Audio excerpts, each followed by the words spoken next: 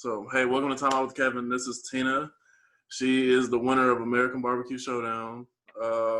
So the first question I want to ask is, who is the hardest barbecuer you've ever went against? Oh, Lord. Rashid. Oh, yeah. Yeah, I figured. I think that's, the barbecue circuit in competition is really different than the show. But it was hard with Rashid, not only because his knowledge, is because his heart. Yeah. When you beat someone that you really like is a real different thing than beating somebody that you don't like. Right. Yeah, seriously. So I know that sounds like cheesy. I mean, I have people in the circuit that I really want to win against. Sometimes women are a little bit snitty with each other. So I've competed against very few other women, but sometimes they're a little snitty. And of course, when somebody's like you in basketball, if someone's not nice to you or something, you kind of want to win, right? Right. Yeah, right. So I have a lot of people like that. But winning with him was real different because he was such a kind and knowledgeable person. And they didn't put it quite on air. He and I, in my mind, had a relationship while we were there. So, he's much younger than me, but I remember, I don't know how many times I told him how much his mother should be proud of him, not only for his accomplishments, but just being such a genuine, nice person. You don't run into that now. You really don't. Right. So I think that was why it was hard there. And then the other reasons, are in the circuit's a whole different ballgame. Right. There's a whole different ballgame. You don't have quite the relationship against those people. We lived and ate and everything together for those 21 days we filmed. So we all really had a bond. We really cared for each other. The tears that came to our eyes when they left were true. That's not TV. None of that was acting, at least that I'm aware of. I know when Miss Sylvie lost and I seen your reaction, that was so sad. I love Miss Sylvie too. She was great. And she's so sweet. We're real different people when it comes to like some of our other belief systems and other stuff, which to me really doesn't matter. We're all people, right? But I've competed against her in the past. Mm-hmm. The World Food Championships, the all-female challenges. And so I knew her, from that. Oh, and wow. I followed her. I followed her on Instagram and on Facebook already anyway. So it was really fun to see her there. Right. When we first saw each other that was there, we embraced it. I was glad to see another woman, because I did a TV show a few years ago and another show that I've been doing for the last couple of years.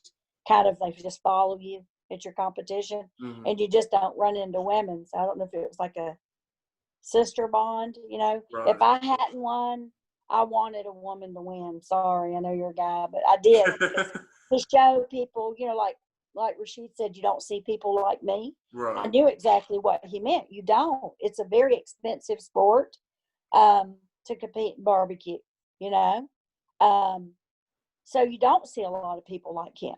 And you don't see a lot of people like Sylvie. But you also don't see a lot of people like me. Right. Very rarely. So I really wanted some girl power, really. Right. Yeah, I understand. So you grew up in Georgia. Is it Noonan, Georgia? Yeah, Noonan. Okay. Mm-hmm. So I pretty much grew up in this area, but I was born in Gaston, Alabama. Gotcha. Okay. So I grew up in this vicinity within a few minutes. Right. So how was barbecue there, and how did you kind of like pick up on it? As were you like a kid and picked up on it, or was it just like as you kind of came into adulthood? Like, how did like the barbecue? It was totally, I ate it as a child, of course. Yeah. In the South, everybody eats a lot of barbecue, but not until like I watched a TV show called Pitmasters that a lot of people watched, that was on for several years. And I started going to contests just as an observer, to watch and eat some barbecue and kind of see the thing.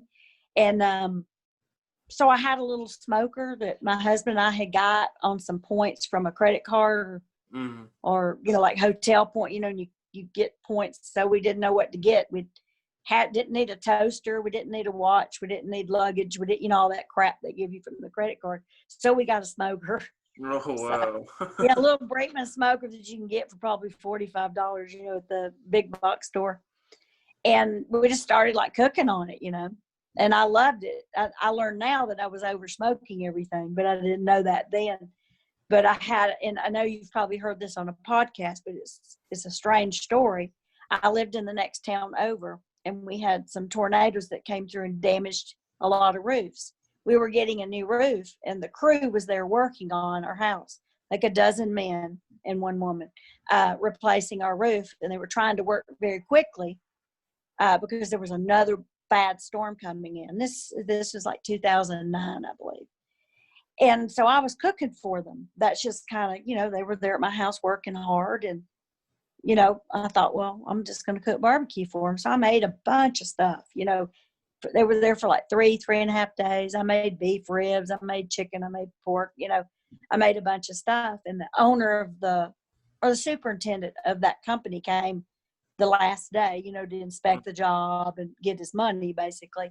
So, of course, I invited him. I mean, just like if, that's pretty normal where I'm from. Somebody drops by, you invite them to stay for dinner, right? I mean, kind of the thing. I mean, maybe that's a Southern thing. I don't know. Come here, buddy. Come on. My dog's coming over here. Come on. You can come up.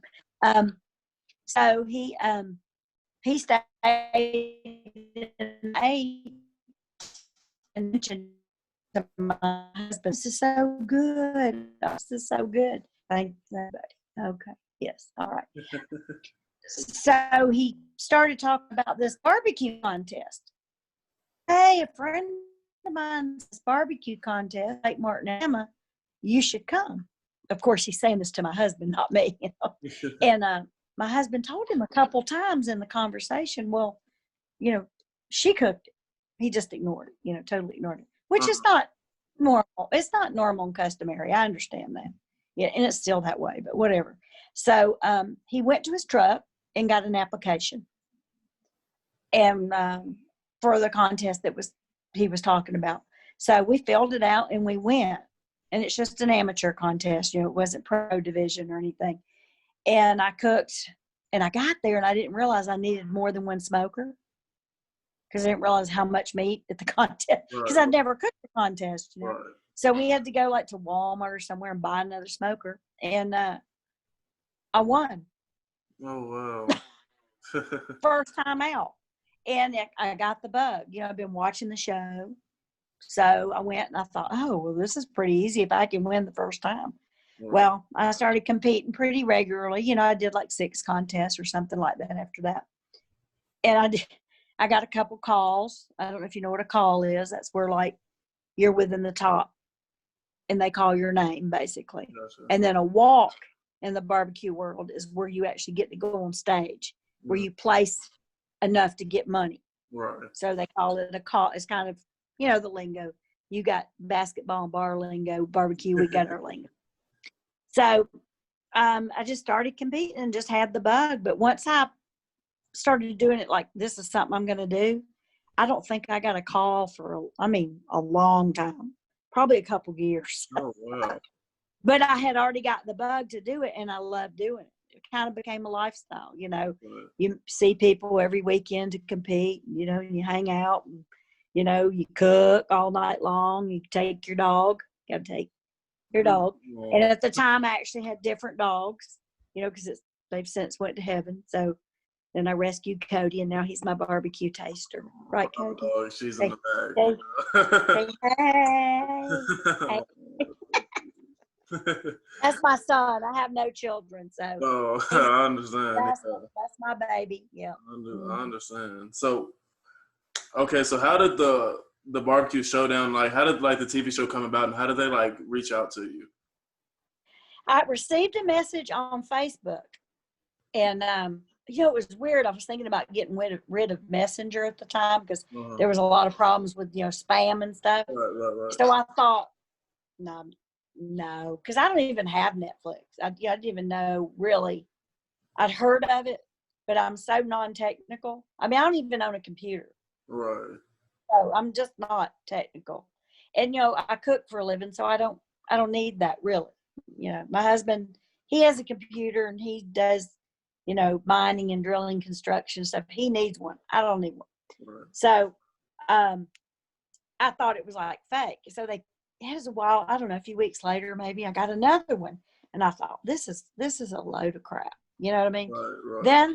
Then finally, it seemed very professional. The note, it wasn't like, hey, it was a casting person. So I told him to call me from a real number.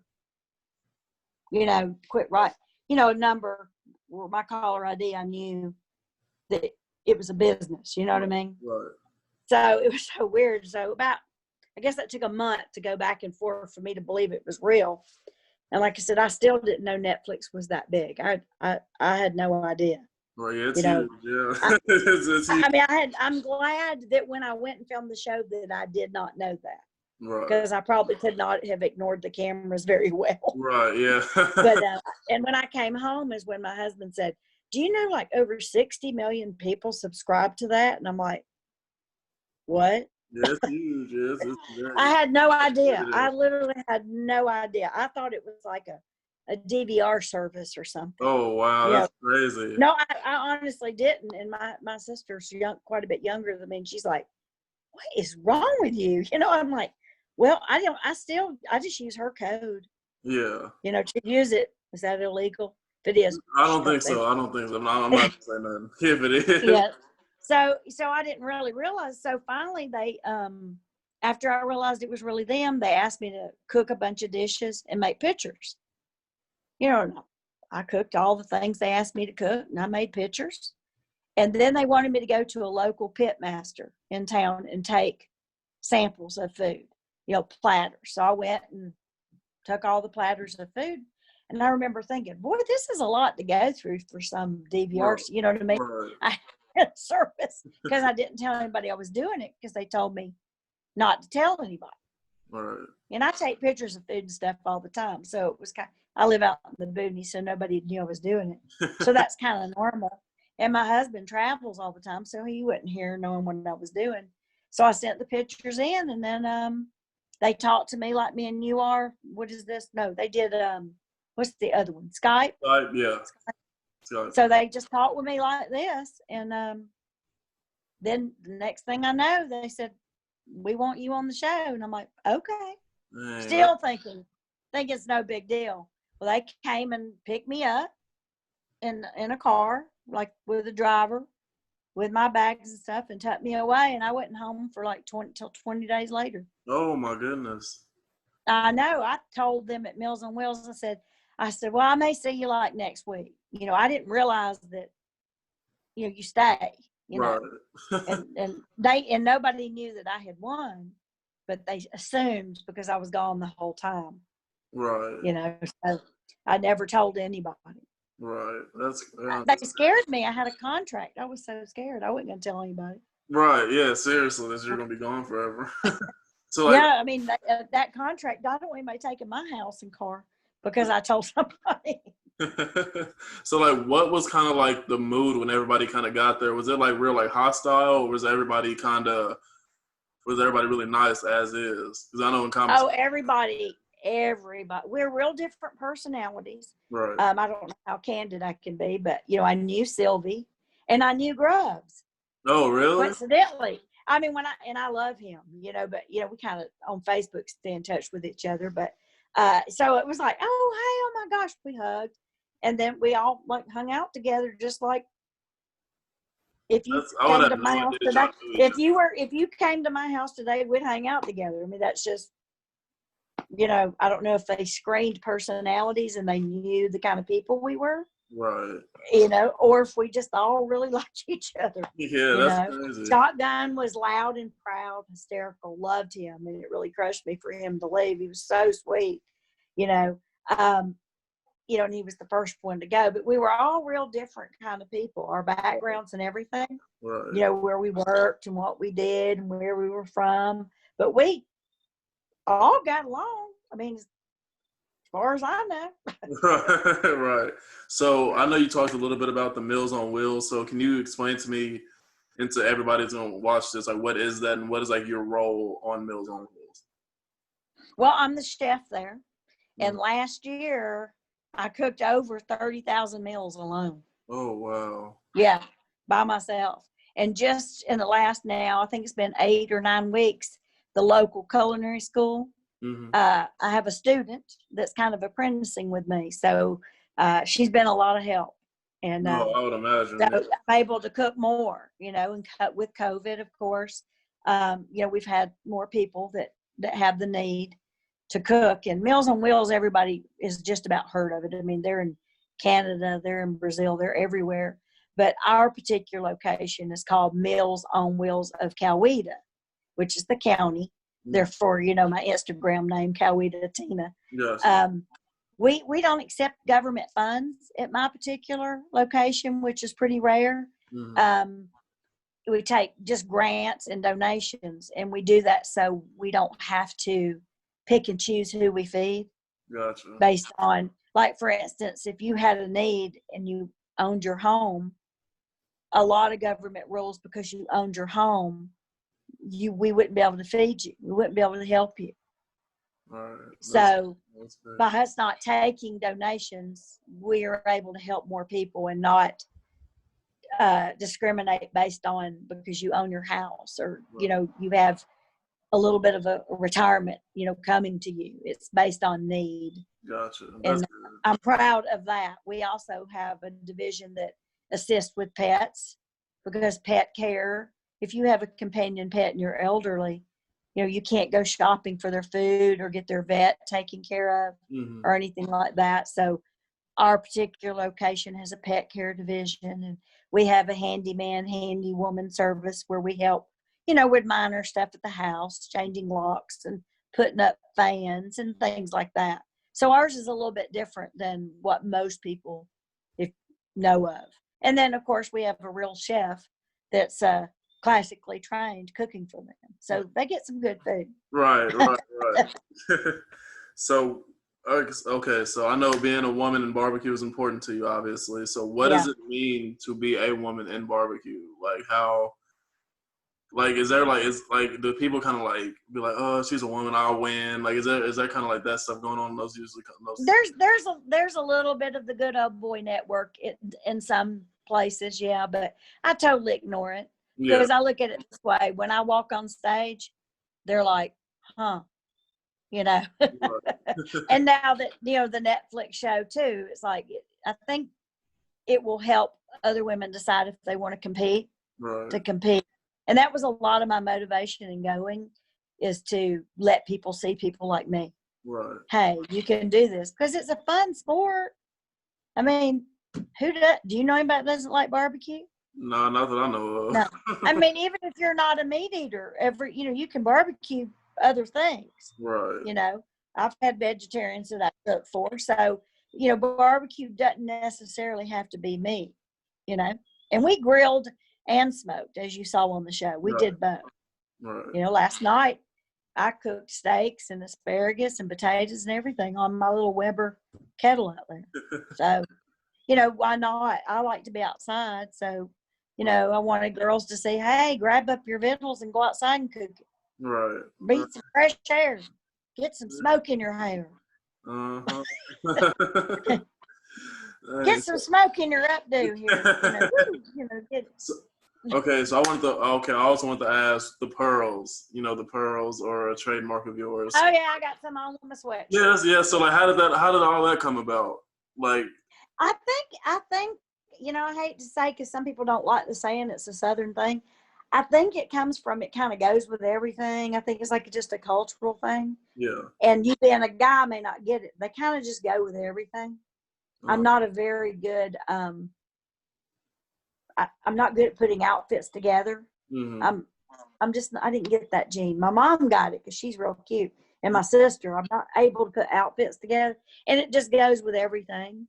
I think it's a Southern heritage kind of thing. We just kind of do it and don't think about it. Yeah. It just it wasn't like a planned thing. It was just happened. Yeah. Right. And I guess they're my good luck charm. Now on the show though, I've had a lot of people write me because I had 2 strands on. Usually most people will wear one like this. My mother-in-law at the time was suffering from pancreatic cancer, so I wore a strand for her, Mm. and the other one was my mom's. Gotcha. And I just wanted, to represent my mother-in-law that was suffering from pancreatic cancer and going through chemo at the time, and I was away and couldn't be there to help her. And the other one just because I love my mom. Right. Unfortunately, since we've lost my mother-in-law, pancreatic cancer, I'm sorry. took her to heaven. She's no longer with us, but she's no longer suffering. Right. And sometimes I think, I'll wear both still. Or I'll wear Shirley's. That's my mother-in-law, Shirley. I'll wear hers one day, and then I'll wear my mom's one day. Right. And sometimes I just wear them both when I need some inspiration. I want them both with me, know, because I cook with my grandfather's skillet. I think their good juju is in it. You know what I mean? So right. It just comforts me. Or when I cook something he cooked in that skillet, I'm like making it for you. Right. I don't have a lot of talent, but I can cook. So if I fix something in my grandfather's skillet for you, I feel like I'm giving part of me to you. Right. Gotcha. Cooking is a little bit different for me than it is the average person. It's like a bigger deal. I'm painting a picture for you. I'm giving you something is the way I look at it. Right. Like my mother-in-law on her deathbed, I hate to say that word, 3 days before she passed away, she said, go in the kitchen. Now she's bedridden and still speaking. Go in the kitchen. I want you to get my cast iron. I'm going to get all emotional here. I want you to get my cast iron skillets. And I'm like, oh, Shirley, let's not worry about all that stuff right now. Right. We're doing hospice at home, and my husband and I are helping take care of her. And for her to think of that. Right. She knows that I love to cook in cast iron. She says, no, I want you, and she's bedridden, go get them. She pointed, go get them. And I went and got them. And I stood by the bedroom door where she was, and she says, put them in your car. Oh, wow. And I was like, oh, my, sorry. It's okay. I was not her child, her son, her son. That she would want me to have that. It really meant a lot. And so when I cook with hers, I think of her. Right. Sorry, I'm getting whiny. It's okay. It's okay. It meant a whole lot to me for her to do that. It was for me too. It really did. It was for me too. Sorry. You're completely fine. I think I have waterproof on. If not, oh well, it is what it is. You're completely fine. Yeah. So we can go to the bonus questions. Okay, I'm good. I know Southern people, we get a little wordy when we talk, so I apologize. I completely understand. So, what is out of all the competitions that you've had, what is your favorite competition and why? Oh my gosh, I have several. One was the first one I ever won. I told you about, my first contest. And then I have several that was like first woman to win the Sam's Club, contest. It was like a big to-do. Like all the Sam's Clubs had a regional, and then you go to the next one. They don't have them anymore, but I was the first woman to win that. And I was the first woman to win another prestigious contest in Dillard, Georgia. It went on for 20 years, and now they don't have it anymore. But kind of things that were significant that I was the first woman to do it. Right. Like the Georgia championship. I won the Georgia championship. A woman had never won. Oh, wow. And I know. But the very next year, another woman won. Oh, that's crazy. It only takes. So I kind of set a trend. I remember telling her as a joke, I said, I will always be the first one. Yes, it just takes that one person, then you have no idea what can happen from there. It just takes one person. That's true. It was kind of, I don't know if she never told me if I inspired her or not, but I hope that I did. Right. I'm sure you did. I'm positive. She's about half my age. So. What is your favorite food to cook besides barbecue? Oh, Lord. So I like to cook a lot of ethnic food. It just depends on the day. I'd probably say Italian because my husband's of Italian descent, and because I like to eat it, but it's not. It makes him happy. Right. So probably because of that reason. Right. My favorite food to eat would be different. I can't decide between Thai and Mexican. Can't decide. Right. Depends on my mood that day, but probably something that he really enjoys, Italian food. Gotcha. And okay, so who is Miss Priscilla? Oh, I can take you, she's in the house because it's raining. I'm sitting on the front porch and it's raining. I've had her since I was a kid. And it's called the Pink Pig. And I don't know if you've ever been to Atlanta. They used to have like a kiddie ride at Christmas time that was like a little train that was shaped like a pig called the Pink Pig. And they sold Priscilla the pig there in the gift shop. So she's just been a good luck charm that I've had since I was a kid. I thought it was like a person. She wears pearls just like me. I thought it was a person in your life. That's I legit thought it was somebody that you knew, and you know what I mean, that you just named after the pig. No, that was her name when I bought her, and it just stuck. There's Priscilla Presley. There's a good lot of names, but that was the name when I bought her. Matter of fact, she used to have a little apron on that said Priscilla on it, and it got so soiled through the years and started falling apart. I had to get rid of the apron. Like her tail is not curled anymore; it's just limp. Yeah. So because you can't wash her, I just kind of take a rag. You have to let it rot out. So, my last question is: it's kind of like a two-parter. So, what was the hardest thing you had to cook? So three parts. So who was the hardest? What was the hardest challenge you had to cook in the show? Then the second one. Lobster. You said what? Lobster. Oh, I bet. Yeah, that was hard. Yeah. It was. Well, see, what you don't see in the show, we were cooking for 50.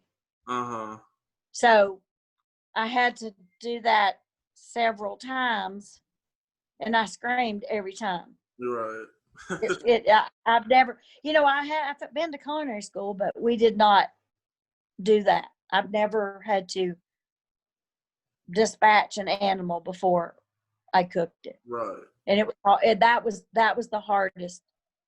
That was the hardest. I thought you emotionally and everything. I thought you were gonna say the last challenge you had to stay up all night and do all that. I thought that was tough too. I was like, I couldn't have done it. It was very tough, but having to no. To kill something. I will never do that again. Ever. Take out a lobster again. So, no. I may eat one, maybe. I haven't since, but I'm not gonna. No. Right. Not gonna dispatch any animals again. So, have you met Miss Melissa before the show? Yes, actually, I have. I don't think she remembers it, but I have seen her at contests. Mm-hmm. But I remember a contest when I was still cooking the amateur division. Mm-hmm. I remember walking around. I'm moving because I'm getting rained on. I walked to where she was cooking, and I stood at the fence, and I remember just watching her. And this was like 2010. And she walked over, and I thought, she was going to leave the area or whatever. And she said hello to me. And I talked to her briefly, and I didn't, I was just kind of like, because I hadn't seen a woman cook. But what was funny, that same contest, it rained, it sleeted, and we had hail all at the same contest. So, and the other thing that's really neat is I actually won that contest in my division. Oh, wow. She was the pro, of course. I was in like the amateur. Right. So that's the first time I met her, and I remember seeing her at contest. I may not have got to speak to her, but I was fully aware of who she was. I followed her on everything, but that's the only. And I think she was at a convention one time. There was like a barbecue convention, and I spoke to her there, but not like you and I are talking, just hello and good to see you, and kind of starstruck kind of conversation. Never like even like this. Right. I wish. Right. Yeah. Seriously. I wish. Yeah. Seriously. Okay, and the last question is, when you watched the show over, what was your like thoughts about the show, and like what do you wish they could have added more into it? Well, they filmed a lot, Mm-hmm. and there was a lot of things left out. I am glad, especially in the times right now, because it was filmed over a year ago now. September was a year ago. So much in the last year has happened in our country and others, but in our country, a lot of division and just crap, Mm-hmm. And I was so happy that it portrayed our relationships with each other. Right. I really, really was glad about that. And they probably could have even showed more. Um, I thought it was fantastic. They did leave a lot of interviewing things out. They did leave out me speaking about Meals on Wheels and, why I wore two pearls and things Yeah. like that. But you know what? In the long run, they know their job. You know what I mean? I'm so glad. I think a lot of people needed to see how kind and how we really liked each other. Right. Because all you see on the news is it's not. And the thing is, I think there's a lot more good people that like each other and don't have a deal than they are the people we see on the news. Mm-hmm. Right. So the only thing I guess is that it might have been nice for them to talk about my Meals on Wheels, but but this is a good platform since I did the show for me to be able to talk to people and make them aware of that charity, even if it's in your own community, that it exists. We have elderly people out there that can't get groceries and need meals, Right. Not just children and families and schools and all this. That don't forget about the elderly community. So it's got to be a platform, even if it didn't speak about it in the show. Right. They got to cut stuff. I mean, they got to cut stuff. I didn't even know I didn't even know y'all did it last year. You know what I mean? Because I was wondering about like the mask and stuff when it came on, and I was like, there's no protocol. Yeah. yeah. It was filmed September, like the 1st through like the 21st or something like that of September a year ago. So in East Georgia, kind of very rural area. Yeah, it was like in the middle beautiful, of nowhere. Like little aerial views and stuff. I was like, I get it. It was beautiful, I have to say, but it was hot. Oh Lordy, it was hot. I'd imagine. Well, I want to thank you, Miss Tina, for being a part of the show today. Oh, God, you're so welcome. If you don't mind, will you send me a link? Because maybe I can see if they'll post it on my website. Yes, yeah, for sure. You got to send it the simple way, email. I got and then I can just forward them that email and they can figure it out because I'm not good with that. I got you. I'll do that. Sorry. I'll do that for sure. So I want to thank you once again and tell your dog and your husband. Okay. As I said, hey. so I wish. My dog is sitting right here on the porch. He's hanging on the porch with the big dog, right? Yeah, my dog is in the back. I had to get her out of the living room. She'd have been jumping all up on me if I wouldn't put her up. No. So, but I want to thank you once again, and I hope you have a great rest of your day. And so I will. I'm getting my kitchen renovated, so I've got to pack up everything because guess what? They will be here tomorrow actually to start tearing it out. Oh, wow. So I got my work cut out for me. Yeah, you really do. You really do. I got to get busy, don't I? Yeah, seriously. I have homework and stuff. Well, I'm building a new, I'll see if I show you. I don't know if you see that big truck over there, but that building over there. Uh-huh. I'm actually building a filming kitchen. Oh, wow. So I can film videos for my website. Oh, wow. Did you look at my website? It's new. It's TinaCannonCooks.com. I saw it. Yeah, I Googled it. Yeah. Okay. Yeah, you can put that on your thing if you want to. But I'm building a filming kitchen out there while I renovate this one. So I can just film videos and stuff out there, whatever I'm cooking. Oh, that's big. That's big time. That's the plan. Huge. That's the plan. That's huge. That is huge. I can teach you to cook, and you won't work in a bar. You'll cook in the bar. Oh, okay. Perfect. Okay, yeah, most definitely. I will be on there looking so I can learn how to cook some. All right. Well, I really appreciate you looking me up. You're so sweet. Oh, anytime. Yeah, as soon as you won, because they didn't have any Instagram links or anything, so I was like trying to scramble and find people. You know what I mean? But I found. Yeah. Well, I'm glad you found me, and maybe by be doing this, more people be able to find me Yeah. because I want to share. Like I cook from here, and I want to share it with everybody. Yeah. I got you. Well, thank you so much, so much, so much. I will be in contact with you soon with the videos. Okay, you go take that dog for a walk. I will. I'm about to right now. She's probably mad at All me. right. All All right, right. thank you so Bye. much.